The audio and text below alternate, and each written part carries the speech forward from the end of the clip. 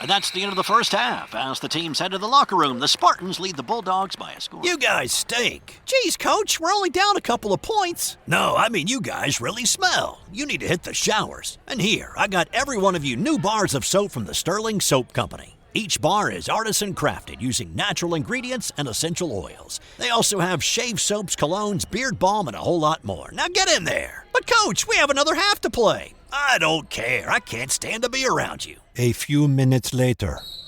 All right, bring it in tight. You guys are still playing terrible, but you're smelling great out there. Now listen, you're going to need to stock up for the rest of the season. We got a lot of tough games left. So go to sterlingsoap.com after the game. That's STIRLING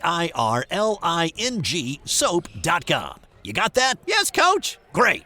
Sterlingsoap.com on 3. 1, 2, 3. Sterlingsoap.com. This podcast is part of the Sports History Network, your headquarters for the yesteryear of your favorite sport. You can learn more at sportshistorynetwork.com. Dave DiPaolo, who's been on with me many times. My other guest is Joe Santos, who recently released a 2-part podcast titled The New York Giants, A Team Without a Home. So welcome to the show, Joe. Thank you. It's great to be here. All right. So, Joe, what inspired you to talk about this particular topic? Yeah, so, I'm born and raised in Massachusetts, and back in the day, back in the 70s, the Giants were the sort of de facto home team back then in the early 70s, and my older brother was a Giants fan. So the Giants were around a lot longer than the Patriots. So I was watching Giants games. All the games were on TV. And the earliest year that I can remember watching them was 72. And they had a pretty good year in 72. They went 8-6. Norm Snead made the Pro Bowl. Ron Johnson, 1,000-yard rusher. Had some pretty good players on that team. So there was a lot of, and they beat the 49ers and the Cowboys, both playoff teams on the road. So there was a lot of optimism going into 73 that they were going to have a really good year in 73.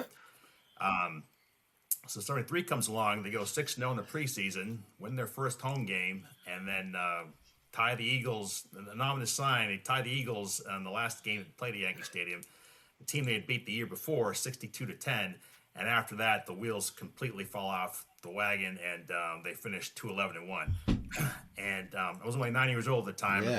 I always wondered what happened in 73. Why did they fall flat on their face? So I thought it might be fun to kind of go back in time and figure out why. And as I did this documentary podcast, I realized that this is one of the reasons why, having to play their games, home games, 80 miles away from New York City. Not the reason why, but one of the reasons why. So I thought that was fun, and that's kind of was the inspiration for doing the podcast. Okay, well, I have one question, and I'll ask this question, and then after that, Dave, you could ask whatever you want. So I just want to make sure, I did a little research on this, and I grew up only about 20 miles away from Yankee Stadium, so I always remember as a kid, the Giants played at Yankee Stadium. So the one thing that I wanted to ask you, and correct me if I'm wrong, but it sounds like the Giants were supposed to be able to finish their 1973 season at Yankee Stadium before they started the work on the reconstruction of the stadium. But the New York City Mayor, John Lindsay, was so mad at the Giants for their announcement to leave, to go to a new stadium in New Jersey, that he basically kicked them out. He kicked them out of the Yankee Stadium. Am I correct about that? Yeah, that's right, Mark. When the 73 season came around, Yankee Stadium was in dire need of repair. I mean, there were chunks of the stadium falling off during the games. Was unsafe. Yeah. And that gave the city, the mayor, a perfect reason to kick him out. So they said, well, we need to make these renovations to the stadium. So after the second game, you guys need to find a new home. And the initial lease was to play through 74, and the understanding was they're going to play the Yankee Stadium through 74 and then move to New Jersey in 75. Well, because the stadium was, deteriorating, things changed, and the team found itself scrambling to find a new home. Right. Okay. That's good information. Yeah. I never really I was only a kid at the time, so I never really quite I knew that they were going to reconstruct Yankee Stadium, so I thought that was, the main reason the Giants were leaving, but I didn't know there was all that turmoil with the mayor. The mayor was furious that they were going to leave. So, Dave, you got any questions you'd like to ask? I'm sure you do. Joe, I found a couple of articles, believe it or not, online about this.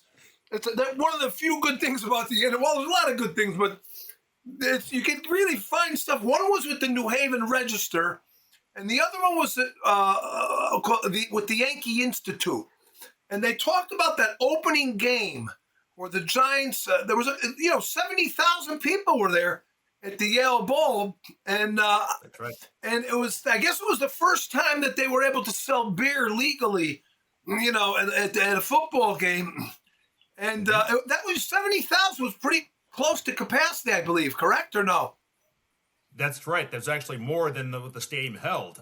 So it was actually had more people there than what the stadium actually held, and you can actually watch that first game on YouTube somewhere. Someone recorded it. It's kind of like in Technicolor, but the whole game is on there. Kind of excited. And, they played the Packers in that first game, close game. They lost in the last second field goal by Chester Markole, which was sort of become foreshadowing for the rest of the season, but. Alex Webster kind of said after the game, they said, you know what, it kind of felt like a road game, even though they were the home team, which is kind of the sentiment a lot of the players felt. That was, even though they were the home team, it kind of felt like a home game because they had to travel, 80 miles or 90 miles from New York City to get there, and then all the other logistical challenges to get there. So, funny you say that because, I read after the second season they played at Yale Bowl, Yale was open to the idea of them coming back. And a lot of the Giants players were saying, it just doesn't feel like home games, and that the particulars of the locker room and all that needed a lot of work. They were kind of archaic. And they ended up playing at Shea Stadium after that, that's in that 75 season. But it was very interesting, the stuff. And I did watch some of that game, in fact, because they were saying that after a while, because they only played 12 games there, and they only won one game out of the 12. And so Norm Snead, he was being booed mercifully, they said. Terrible. Well, they were terrible. I mean, it was horrible. Snead had a bad year that year. The year before, 72, he makes the Pro Bowl. And then 73, terrible. I think he had 7 touchdowns, 22 interceptions. And just not a good year for him. Big reason why they didn't perform well. But I think the other reason, too, why the team decided to leave the Yale Bowl, the fans stopped showing up. I mean, that first game you mentioned, at 70,000 plus. Second year, that last game they played against the Eagles, which was in a downpour. I remember watching that game. There was 20,000 people at the game. So obviously, that had a lot to do with why they decided to move out of New Haven, and even the fans came up to Wellington Mara. He said, they said, you know what, we're going to still support the team, but you can't make the trip. I mean, the logistical challenges to get to New Haven from New Jersey was just too much, and then to see a team that was losing all the time, as you mentioned, they won one game playing there. They beat the Cardinals, who were down their third-string quarterback. Jim Hart didn't play, and a lot of starters were out. So just wasn't worth it for the fans to make that long trip to go see a bad football team. Yeah, listen. And part of the reason. Go ahead. Go ahead, Mark. Go ahead. Oh, I was just going to mention, because Dave, you mentioned that in 1975 they went to Shea Stadium, but part of the reason for that was it was a different mayor now, right? Abe. What was his name? Abe Beam, I think his name was. Yeah. Abe Beam, right. Yeah. He was a little more, he wasn't quite as vindictive as Lindsay was, so he gave the Giants permission to play in Shea Stadium in 1975. But that had to be quite a year because the Giants were playing there, the Mets were playing there, and the Yankees were playing there. So I don't know how they sorted all that out, but they managed to get through the year. Yeah, I mean, even then they were second-class citizens because, as you mentioned, they had all the New York outdoor teams were playing at Shea, so they had to play most of their games on Saturday instead of Sunday because you had the Jets and the Mets and Yankees. So a lot of those games were played on Saturday, but they did have a better year that year. They won 5 games, which was more than what they had won the prior 2 years combined. That's right. Yeah, I forgot the Jets too. So there was 2 baseball teams and 2 football teams all using the same stadium. Yeah. Oh man, what a mess. Go ahead. According Dave. to this article, Joe, that they struck a deal with Yale struck a deal with the Giants, and one of the stipulations was they dropped the blackout coverage. It was a 75-mile radius from the city where the game was being played, and I guess the parts of the people in New Haven, the businesses, loved the idea of the Giants coming, but some of the other people involved in making the deal were a little cool on it at the beginning. I guess that's what, according to this article here. That's right. Yeah, the one of the stipulations of them playing at the Yale Bowl was that the commissioner stepped in and decided to drop the blackout rules so that everyone could see the games that year. But I think in '74, none of the games sold out, and I don't think any of the home games were shown in the New York area because of that, because the team had done so poorly. But yeah, and you're right. I think the city enjoyed having that professional team there, but I don't know if the rest of the folks that are living in New Haven. I mean, it's a college town, yes, right? It's Yale University. It's the college. They're not used to having a pro team. Although the Giants did play the Jets there on an annual basis, the preseason game for a while, so they were kind of familiar with playing there, but not on a regular season basis like they did in '73 and '74. Yeah, listen. The funny thing is, I don't do any social media, but somebody had posted a bunch of posts from Facebook, in particular about the NFL, the Giants playing at the Yale Bowl, and they reached out to all the people. What are your memories?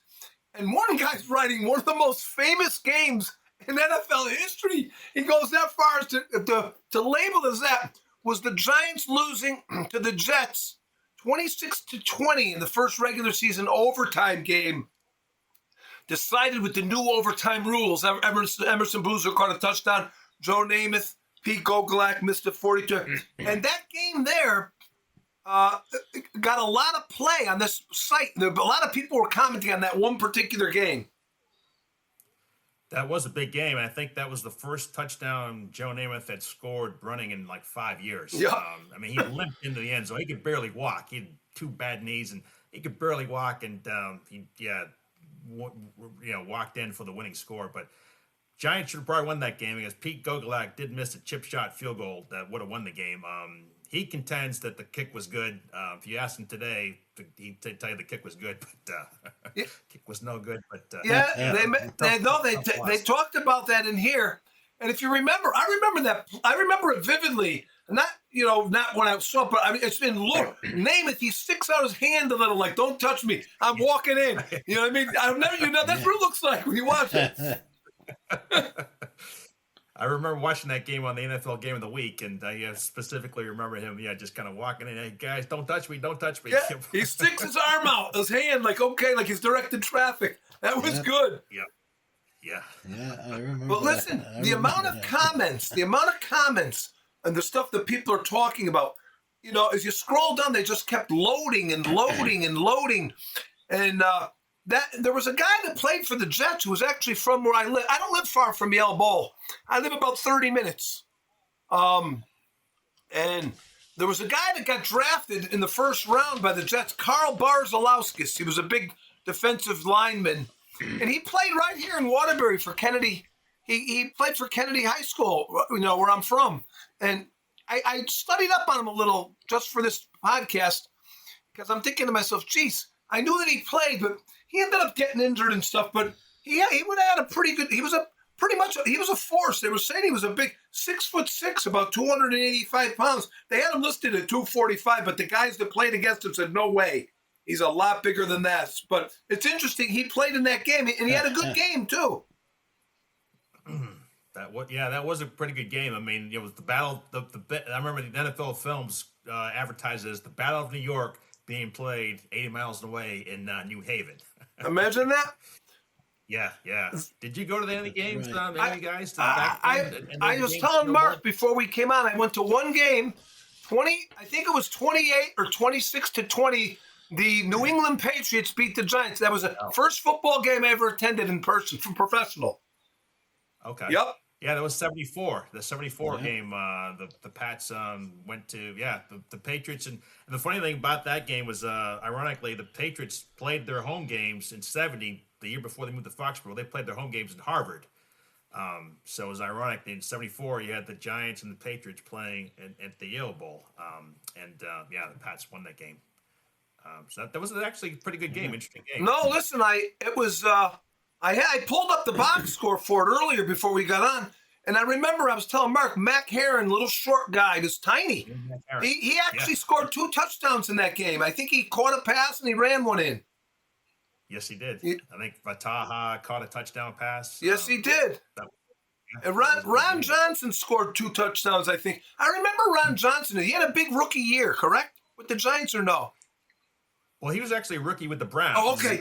He started his career with the Cleveland Browns, and then he was traded to the Giants in the Homer Jones trade. So he came over in 70. The Giants traded Homer Jones to get him, and he was the first Giant to rush for over 1,000 yards in 70. Yeah, I mean, and 72. Yeah, 72 he rushed for over 1,000 yards. 73, as bad as they were, he actually rushed for like 900 yards, almost broke 1,000 again. But bad team. But yeah, he was a good offensive player. Could catch the ball out of the backfield. A good pass catching. And that Norm Steed, that year he made the Pro Bowl. That was a big reason for his success. He had a lot of swing passes to Johnson coming out of the backfield, short passes to Tucker. Yeah, that's right. Yeah. Both of those seasons that the Giants had the winning record, 1970 and 1972, they had a winning record. And both of those seasons, Ron Johnson had over 1,000 yards rushing. That's right. So he was a big part of that team. Yeah. Very big part of that team. Was. You were asking about if we got to go to any of the games at the Yale Bowl, but I was not close. I was 93 miles away from the Yale Bowl, so I never saw any games at the Yale Bowl. I was only about 20 miles away from Yankee Stadium, but I never got to see a Giants game at Yankee Stadium. I saw a few, the original Yankee Stadium. I mean, I saw a few of the Yankee games at the original stadium, but I always regret that I never got to go. I was only a kid, so, there wasn't much I could do about it. If I didn't have any money, and even if I had money, how was I going to get there? So, unfortunately, I never got to see the Giants play there, but I did get to see the Yankees play there. Okay. Did either of you get to see him play at Shea Stadium in 75? No. I saw. I looked for that ticket. I think the ticket was $8. The second season at 74, it was my father was a big Giants fan, Joe, very big. And we used to make fun of them all, even though we were kids, because they were having lousy seasons. Even when Tarkington came back, he was under the gun. But let me ask you this. Prior to Ron Johnson, was Joe Morrison their main back or no? Joe Morrison and Tucker Frederickson. Okay, yeah, I remember Joe Morrison. He was a guy, I had his football card or one of his cards, and he was a guy he was a younger guy, but he looked like he was 40. He just had an older look to him, you know what I mean? Yeah. And he wore number 40. He died young, played, too. All the way to 72. That's right. He was a decent running back. I mean, he never broke 1,000 yards or anything, but he was a tough running back as well as Tucker Frederickson was another good running back, but his career was cut short by knee injuries, unfortunately. That's right. And sadly, Joe Morrison died young. He died at a very young age. I think he went on to I coach don't remember if it was. South Carolina. That was his alma mater. Yeah, he pretty good Did year he? too. I think he brought him like to 10 wins one year. Yeah, I think he died. I think he died of a heart attack, actually. Yeah, I think it was a heart attack. Yeah. So I had a question for you guys. I mean, do you think how much of a factor do you think playing at the Yale Bowl was in terms of them falling flat on their faces in '73? I actually did a lot of research on this back in the day. Actually, I wrote a letter to Norm Snead. That's great. My ex-wife found his address, and to this day, she still won't tell me how she found his address. But I wrote him a letter and said, "Hey, Norm, what happened to you guys in '73?" And they said, "Was the logistics a factor having to play at the Yale Bowl? How much of that was a factor?" And all he said was a lot. So I always wondered. That was his comment, a lot. That's pretty good. I said I wondered if they did play at Yankee Stadium, or if they played at another stadium in New York, say the Shea Stadium or someplace else in '73. Do you think they might have been a little bit better? Maybe not, playoff material, but better than 2-11-1. Yeah, listen. I definitely think it had a lot to do with it. I think it had a lot to do with it. It's had to have a quite a big hand in it. The Redskins played the Giants. I think I'm not sure both of those years at the Yale Bowl just won, but one of the years that they played, they stayed right here in Waterbury. It was a place called the Red Bull Inn. It was up on a hill, and I still live in Waterbury, Joe, and I was a cop here for 20-something years, so all these places are very familiar to me. It's not there anymore. It's been overtaken by housing, but my buddy Rick Hubbard, he was so excited. He went up there one night. It was like Saturday night before the game or whenever the night before the night they were playing the next day. And he said they were coming off the bus, Kilmer, all these guys we watched, on TV. Even though you didn't have the exposure to football back then that they do today, the guys that you didn't see, they made a big impact on you when you were that age. So, you had guys like Brundage and all these guys, Talbert, Kilmer was there, Larry Brown. He went up. We still talk about it to this day. The Red Bull Inn. Thing's been going probably 50 years, but yet we still talk about that. Yeah, the Redskins. I mean, they had the Giants' numbers for years. I mean, George Allen used to beat them every single year. Even when he was coach for the Rams, in that '70s season, or Mark mentioned the '70s season when they went 9-5, would have made the playoffs had they beat the Rams in that last game of the season. And the Rams came in and blew them out 31-3. With George Allen was the coach for the Rams, and I don't think he beat the Giants every year up until I think '76. And when the Giants finally beat the Redskins at the Giants Stadium in '76, 12-9, and Norm Snead was actually the quarterback. Yeah. Wow. Another big factor in that, what you asked, Joe, about did it have an impact? Certainly, I think it had an impact. And the other thing is, which I didn't really remember this. They not only had to play at the Yale Bowl, but they were practicing in Jersey City, New Jersey. And I believe they were practicing at Roosevelt Stadium. That's right. And Dave, me and Dave were just talking about Roosevelt Stadium. The job that I used to have, I worked in Jersey City, and I would drive past Roosevelt. Well, it wasn't there anymore. By the time I started working there, Roosevelt Stadium had been torn down, but I used to drive right past there every day on my way to work.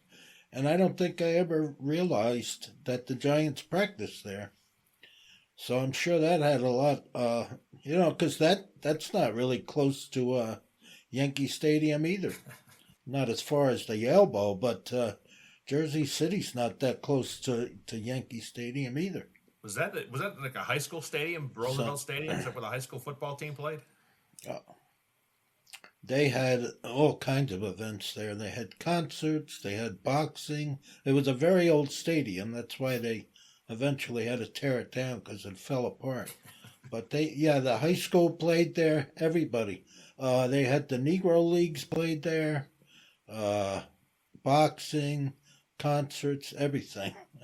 So the stadium got used a lot. Yeah, I did. Yeah, and in researching the podcast, I saw that Vince Lombardi and the Packers actually played a game, or an exhibition game, preseason game there. So yeah, you think about it. They're practicing during the week in Jersey City at this high school football stadium. The administrative offices for the team were still in Manhattan, yet their home games were in New Haven, Connecticut. So I mean, it was doomed to fail. I mean, Yeah.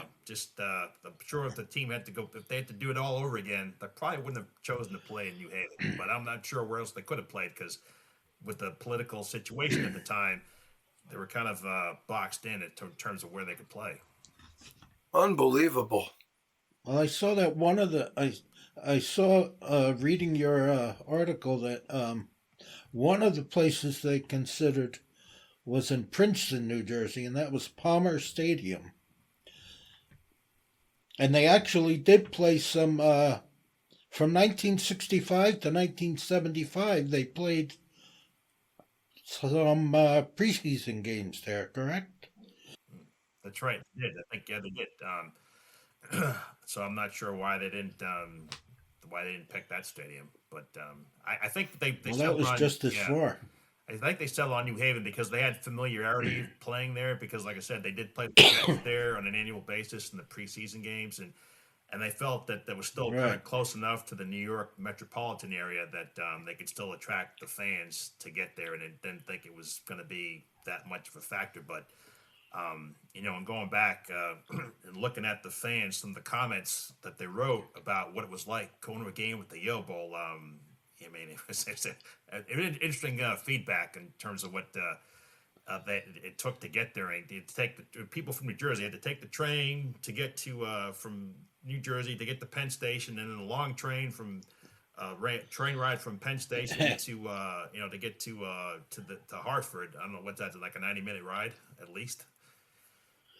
Yeah, it's like an all-day event. Yeah, just getting to the game. Yeah, an all-day event. And then I talk about my podcast that the last game there that Alex Webster coached in against the Vikings, snowstorm and all things going on there with the weather. And there's a story about John Mara, who was on the sidelines back then. He was Wellington's son, and now he's the current owner. He's on the sideline, and the Giants are getting killed by the Vikings.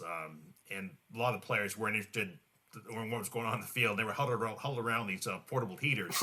So Alex Webster's saying to John Mara, he said, "Hey, I don't want these guys huddled around the heaters. I want to go down with a fight here. Go unplug those heaters." So John Mara goes and unplugs them. He's just a little kid this time. He's a young kid. He unplugs the heaters. The players started yelling obscenities at him, and he said it was awful. Yeah. And he said Alex Webster was really, he was really emotional because he felt bad that he wasn't able to deliver the team a winner. He said he almost had tears in his eyes. He said, "John, I feel bad. I'm not able to, deliver a winner," but they just didn't have the players.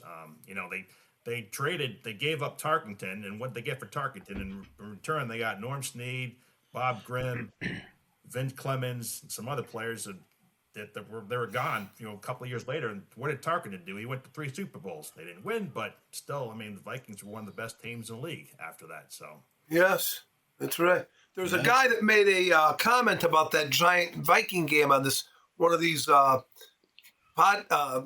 things I was reading here. And he was talking about how long it took him to get to the game. He took a bus to a New Jersey train station, right, and then the train to Penn Station, and then on the train to New Haven. It was a long trip. He says the stadium, where they watched an awful Giants team. This is exactly what he's saying. Thoroughly outplayed by Fran Tarkenton. My recollection, it was a cold, drizzly day. Very cold, he said. And we moved from our end zone seats to the 50-yard line because nobody was there. He said, we had great. He said, but he remembered it being, he said, I got sick. I had caught a cold and I was sick for a week. That's what he said. That's what he writes. And, Yale. And there was very little. I'm sorry, Mark. The Rose Bowl was patterned after the Yale Bowl, they claim. And they used to say that, I don't know if it's true, that they buried a lot of this big equipment. They couldn't get it out of the stadium. The portals were too narrow. And they ended up burying it under the field. I don't know if that's a true story, but people still talk about that to this day. Wow. Yep. Interesting. Well, I didn't know about Yeah, there's that. There was another funny Go ahead, story. Mark. Yep. I was just wanted to mention the very limited security there at the Yale Bowl, and I saw that little piece you wrote about Bob Tucker, their tight end. He was he's standing on the sideline, and some teenager just manages to make his way down onto the field from the stands, and he goes over to the side. No, nobody even questioned him or anything. He walks over to the sideline, and he's standing next to Bob Tucker, and he looks up at Bob Tucker, and he says, "Can I have your chin strap while the game's going on?" And Bob Tucker says, "Yeah, I gotta wait until the game's over. I'm gonna need this." I thought that was hysterical. That's amazing. Some teenager just walks up. Yeah. Yeah, during an NFL game. Today during a regular season game, not a preseason game, but a regular season game. The guy's asking him for a chin strap during the game. Yeah, Yeah, he just strolled onto one the of the field. biggest things that you would always recognize those games, and I don't know if it was set up year-round or just for later in the year, but they had that, like, small snow fence going around the whole field. It was maybe 3 feet high. It's something you'd see in somebody's yard. And it went around giant, and guys sometimes would run into it. That's the most vivid thing I actually recall from the Yale Bowl, believe it or not. As crazy as it sounds. Anytime you see a highlight, you go, there's the Yale Bowl, when you see that little fence. Right? Yeah, one of the many charms of the stadium. The other thing was they didn't have any stadium lights back then. I don't know if they do now, but back then they didn't have any stadium lights there. So that's why all the games had to be played at 1 o'clock. Yeah, that's right. That's right. I forgot about that. That's correct. I think there's lights there now. There's lights. I've gone by it at night. And they spruced it all up since then, just like anything else. But it really was. It didn't have a great reputation back then when the Giants were playing there. I can tell you that. It really didn't. It was very old. You know what I mean? Well, the stadium was 1914, right? Yes. The stadium was built in 1914. Well, yeah. So by the time the Giants started playing there, it was a pretty old stadium. One guy commented on this site that his brother, he said, we went down by halftime, and Roy Jefferson, Mark, the receiver for the Redskins? Yeah. He says, and Roy Jefferson was just standing there near the thing, and he bummed a cigarette off of my brother. That's like, it's unreal. No, that's the thing. You get onto some of these things, and you actually start to, there's people that might even have worked for the franchise at one, and they come out with stuff you're like, you would never be able to, hear anything like this if there's a couple of guys who said they played, in Yale Bowl, and one guy was saying it was the largest stadium he ever played in, and he used to go back for games there. He said, when the Giants played, he would try to get the tickets, and he was saying he had a Fiat, and he would travel on the Merritt Parkway in the fall. It was beautiful, and but the Giants weren't so good, he said. But I had fun going to the games, and it's amazing what people remember. To me, I always look for stuff like that. Just that's individual's specific memory of something. It's very, very unique. Well, one person commented, his comment was pretty succinct. He said, my memories of the Yale Bowl are pulling splinters out of my ass. Yeah, listen, the benches were not smooth. I can tell you that. There weren't any seats. It was just a bench. That's it. Yep. I don't know if it's still like that, but my brother, some years ago, went to a game up in Lambeau Field, and a lot of that's still benches there, he's claiming. And I don't know if that's changed now, but it wasn't that long ago. It was in the last 10 years. I know that. Sounds crazy, right? I mean, a lot of it's, but there was a section of it that were still bench seats. Unbelievable. Wow. Yeah, I didn't know that. Foxborough Stadium, when the Patriots built, I think at the time it was called Schaefer Stadium in '71. They didn't have any seats; it was all benches, aluminum benches. and they built that on the cheap, like for $7 million. So maybe they modeled it after the Yale Bowl. Yeah, I remember. I remember Matt Millen whacking the general manager, I think, of the Patriots. He laid him. I mean, you could see it online. It's crazy. He didn't know it was Billy Sullivan. Yes, exactly. That was the owner's son, Patrick Sullivan, Billy Sullivan's son. Yeah, it was the '85, the Pats Raiders playoff game. That's right. Yep. Exactly. And there was still some hard feelings over the '76 when they called the Pats for the roughing the passer against Kenny Stabler. So I think the Patriots still had that in the back of their mind. So when they beat the Raiders, I think there was still some bad blood all those years afterwards. So I think that's probably what led to that altercation. That's right. That was the Sugar Bear Hamilton, right? Sugar Bear Hamilton. Yeah, yes. He talks about it on they had a football life on Matt Millen, that special they had on the NFL Network. And he spends the time walking. I didn't know who the guy was. I thought he was just causing problems. He took a swipe. He was almost trying to make it. Listen, dude, that guy will look like he was 170 pounds soaking wet. He's not going to hurt any of these guys. But, of course, that gives him the reason to go and lay the guy out. Matt Millen, he was kind of crazy, Yeah. Patrick Sullivan. Hey, I wanted to ask you guys too about Webster. Obviously, he was gone after '73, and then '74 comes along, and they bring in Bill Arnsparger. What are your memories of Bill Arnsparger as a coach? Good coach, just caught in a bad situation. What do you think? Yeah, he never really got another chance after that. I know he was a great defensive.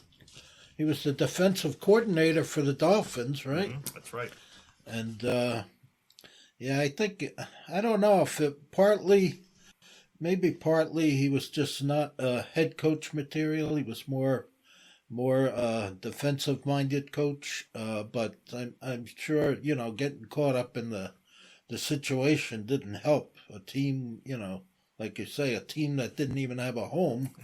That certainly doesn't help the situation. But he was, I don't know if I think maybe he went back to the Dolphins. He did.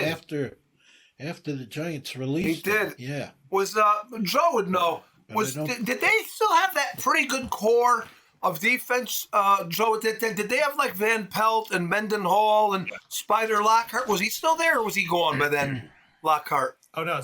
Yeah, Lockhart played till '75. He didn't play at the Giants stadium, but his last year was '75. But yeah, I mean they had yes, Lockhart, Brian Kelly, Brad Van Pelt, yes, Mendenhall, Jack Gregory. So they did have a pretty good defensive core. And then when Arnsparger came, and of course he was a defensive, as Mark mentioned, he was the defensive architect of the famous no-name defense. So when he came to New York, they actually had a pretty decent defense. The problem was their offense was terrible. I mean, they traded for Craig Morton, which turned out to be a terrible trade because they passed up, they missed out on getting Randy West. Yes. Listen, Craig Morton. He was there for 2 years, 74, 75. I think he got hurt in '76, and he was gone in '76. And he goes to Denver and brings them to the Super Bowl. But he was terrible in New York. But they didn't have any weapons other than Ron Johnson and Bob Tucker. Maybe Bob Grimm, they had nothing offensively. So I think that was Arnsparger's undoing. And I remember when he got fired, I remember watching Monday Night Football '76 because they fired him midway through the '76 season because they started out like 0-6 or something. And Howard Cosell said, and the Giants let go of Bill Arnsparger.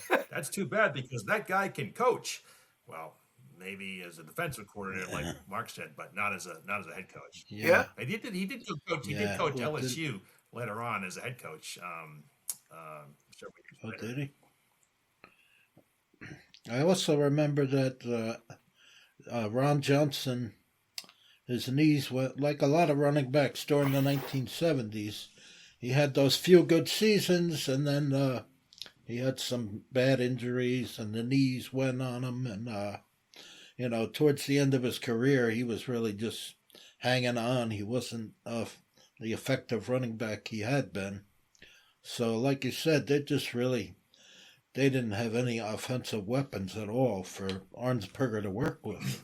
They didn't. And sorry, go ahead, Dave. No, go ahead, Joe. I was going to say, I mean, I place a lot of that on the ownership. Trading for they let Tarkenton go. They didn't really get much back from. They had Norm Snead. I mean, they had one decent year, and Tarkenton goes on goes on to Minnesota and does great things there. They didn't get much back from that trade.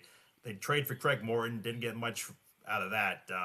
So I think from the ownership perspective, they really. They were kind of behind the times as well. I mean, they didn't really have a general manager. I think Wellington Mara was still calling a lot of the shots. And I think it handicapped the team to a great degree. And I think it took, everyone talks about that fumble, in the Meadowlands of '78 with the Pisarcik. I think that's the best thing that happened to the team, because that forced them to clean house.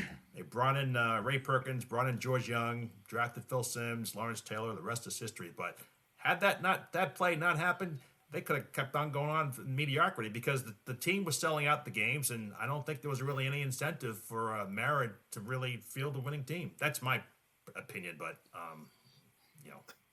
Was let me ask you, Joe, was Pete Athis there in '75, or didn't he leave like right around there? I think he did leave in '75. He went to the Saints. Okay. Yeah, because I think he played 1 year in Cleveland, and Jack Gregory actually played with Cleveland. Gregory and Mendenhall, they didn't have like a lot of accolades like Pro Bowls, but they were very solid players, both of those guys. Very, yeah. I mean, those are the two best players on the team for a long time. I mean, Gregory was an All-Pro in '72. Mendenhall was a rookie in '72, and those guys played for a while. They were there. They played in that game through '78, the fumble of the Meadowlands. They were there for that game. They're actually on the field. That was part of that team. They played for a long time. Van Pelt was a rookie in '73. Yeah. He played for a long time.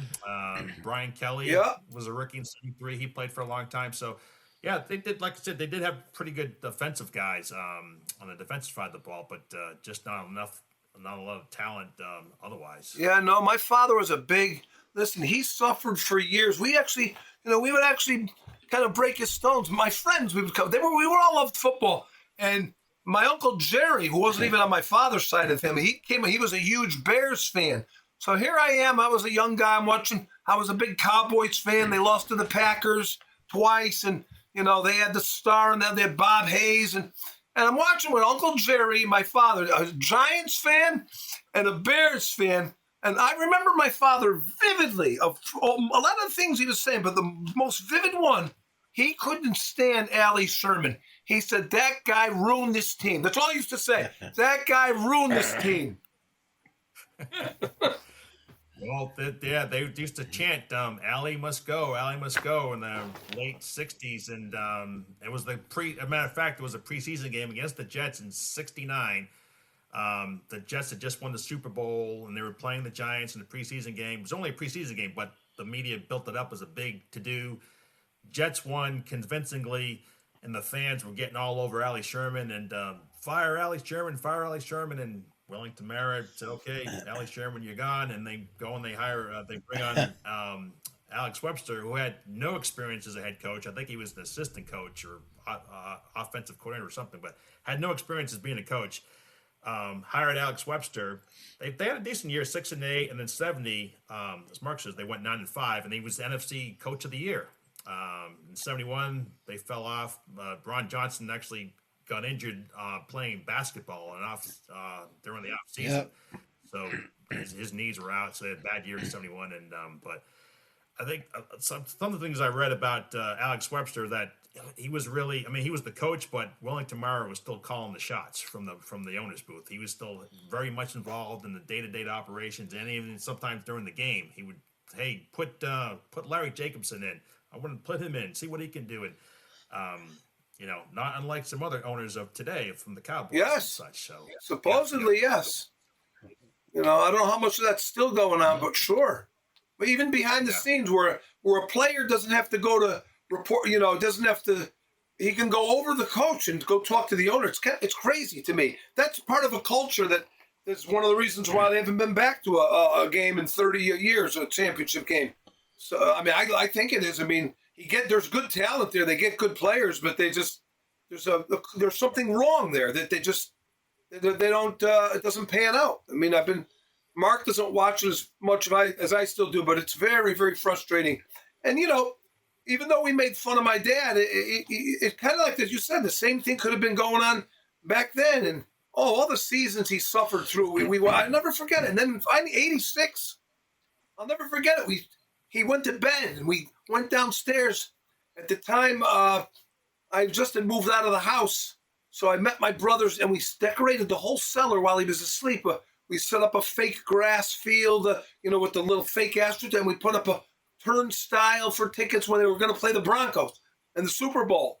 And he was already asleep. And by the time he woke up, we had parking signs on the driveway. I mean, we did everything. We were there for hours doing stuff. We didn't even wake him up. I don't know how we didn't wake him up, but it was good because he went through a lot in the '70s with the Giants. Well, you remember that team that won the Super Bowl? They wore a commemorative patch on their jerseys, Spider, for Spider Lockhart because he passed away that year. That's right. I forgot about that. Yeah. And Mayor Koch did not allow the Giants to have the victory parade in New York City. I remember that. Wouldn't let them. Yep. And that brings me back to Mayor Lindsay too. Mayor Lindsay was so furious and vindictive, and really, he hurt the players more than anybody. He didn't even want the Giants. As soon as the Giants signed the contract with New Jersey that they were going to have the stadium there, he wanted to evict them from the state. He wanted to evict them from Yankee Stadium right then and there, right? That's right. Yeah. He wanted them out. He called the commissioner, Pete Rozelle. He said, hey, bring in an expansion team. We want the Giants out of here. He wanted them to remove the NY from the logo. He was pissed. And you got to remember, I think a lot of that had to do with the fact that it wasn't too long ago that the Dodgers had left and the Brooklyn, the Giants had left, the baseball Giants had left to California. So he didn't want to be the guy to lose another team leaving New York City. So I think that had a lot to do with how upset that the mayor was. But the commissioner had to step in and he said, you know what, hey, everything's going to be okay. I mean, they may be moving across the Hudson River, but there's, Yankee Stadium is, I think he said 6.3 miles from Times Square. The Giant Stadium is going to be 6.6 miles from Times Square. The same fans are going to have seats, more parking, better sight lines, because Yankee Stadium was a baseball stadium. It wasn't built for football. So a lot of bad sight lines, and it wasn't their stadium. The Yankees owned it, so the Giants were second, even in the Yankee Stadium. They were second-class citizens. They had to play a lot of their beginning games at the start of the season, away games. They were, had to follow what the Yankees were doing. So it made all the sense in the world for them to get their own stadium. I mean, you can't, in hindsight, you can't blame the Giants for making that move. I mean, maybe they could have given the city a heads up, a better, could have been handled better, and maybe they wouldn't have been as vindictive as they were. But I guess that was the politics at the time. Yeah. Well, it was pretty exciting for us New Jersey residents, because the house that I grew up in was only 8 miles from Giant Stadium. And then my grandparents' house, my grandparents lived in Lyndhurst, New Jersey. That was only 3 miles from Giant Stadium. So as they were building Giant Stadium, we could see from my grandparents' street that they lived on, we could see them. Every week or every 2 weeks, we'd go visit my grandparents, and me and my brother would go down the street because you could see them building the stadium from there. And every week we would see it. It would get a little higher and a little higher, and we watched the progress. We were watching the progress but actually, the first 4 games of 1976, they had to play on the road because I don't think the stadium was ready yet, right? Did you get to see Jimmy Hoffa getting buried in the end zone when you were watching construction? Yeah, they always said that. They always said that one of the. They always used to joke that one of the goalposts was a little bit crooked because Jimmy Hoffa was buried under there. I was listening to believe it or not, I can pick up a station out of Chicago when I go to bed, and I have a portable radio in the room, and I could get Chicago and Detroit late at night, like 1, 2 in the morning. They come in clear, and they were talking about the Bears moving to a suburb of Indiana, not too far from 10 miles in from the line, and there was a player from the Giants, I think, who came on. And he was saying, a lot of... That will conclude part 1 of our discussion on the 1973 to 1975 New York Giants, the team without a home. We hope that you enjoyed it. Join us again next week for part 2. Thank you, and God bless. This podcast is part of the Sports History Network, your headquarters for the yesteryear of your favorite sport. You can learn more at sportshistorynetwork.com. Hey there, sports history fan.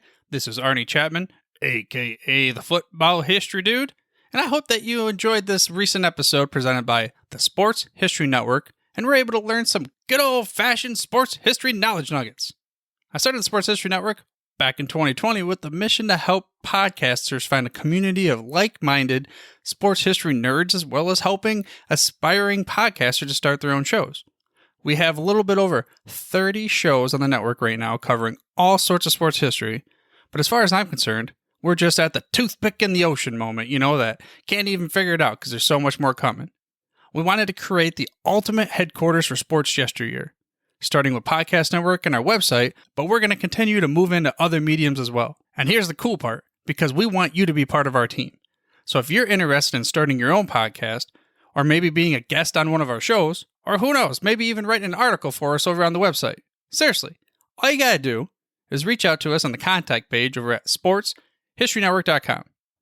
You can be as technologically savvy as a Neanderthal tapping on a stone trying to figure out this whole hieroglyphics thing back in the day.